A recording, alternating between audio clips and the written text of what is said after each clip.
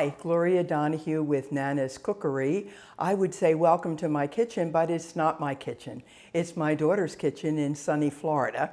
And we're taking a little respite from cold Pennsylvania right now. It's the winter there. We're going to be making a graham cracker crust, and that's a very handy crust to have with puddings, key lime pie, cheese pies, things like that. It's the easiest crust you'll ever make. And it starts with graham crackers. If graham crackers aren't available to you, I see from other people that they use McVitie's biscuits, some other hard, sweet, edible biscuits. They come in a box like this. They look like this out of the box, and if you've ever had s'mores, which are the marshmallow chocolate and graham crackers on a campfire, this is the graham cracker. I made crumbs in my processor, but if you don't have a processor, you can put the crackers in a bag, use your rolling pin or something else, and crumb them just that way. It's 1.5 cups of graham cracker crumbs, 1/3 cup of regular white sugar, and 6 tablespoons of butter. If I were going to make a crust for a cheese pie, I'd probably tuck a little cinnamon in there too. But I'm not going to do that because that's not how I'm going to use this crust. This is a 9-inch plate, and when we put it all together, we'll put it in an oven at 375 for about 8 minutes or so. We're not really cooking it because the graham crackers are already a cooked biscuit. We're just making sure that it's a really good, firm crust that will stay together as the sugar and the flour and the sugar and the butter combine with the crackers. So the sugar is already in there. We're going to put the cracker crumbs, and they are fine. Remember when you crush that you may come along and find, oh, you thought you didn't have any bigger pieces in there.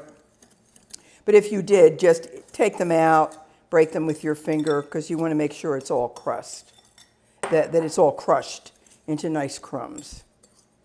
So we're just stirring that with a fork to make sure the sugar and the crumbs are combined.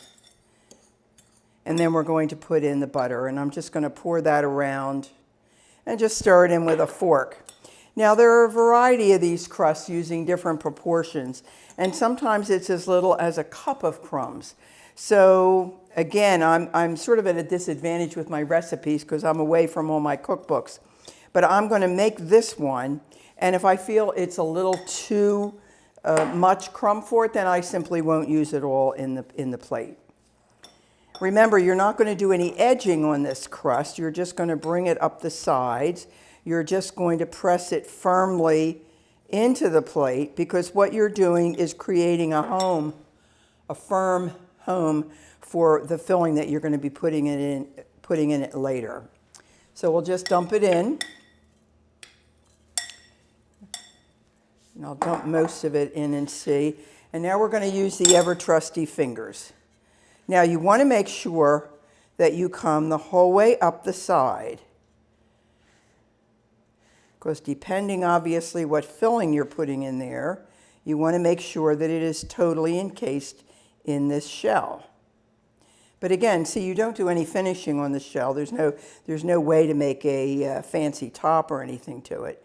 Just want to make sure that, and you want to make sure it's pressed, because again, you're trying to create a nice, firm shell for your filling.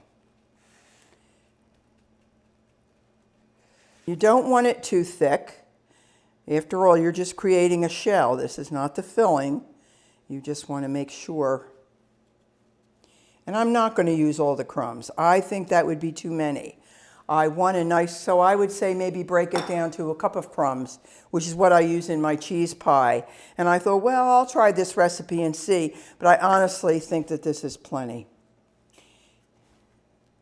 And we're going to put this in the oven again at 375 for about 8 minutes, and then let it cool before we use it. This is our graham cracker crust. It's been baked, it's been cooled, and now it's ready to be filled. And I'm going to fill it with key lime pie. So look for that recipe coming up soon. Bye-bye.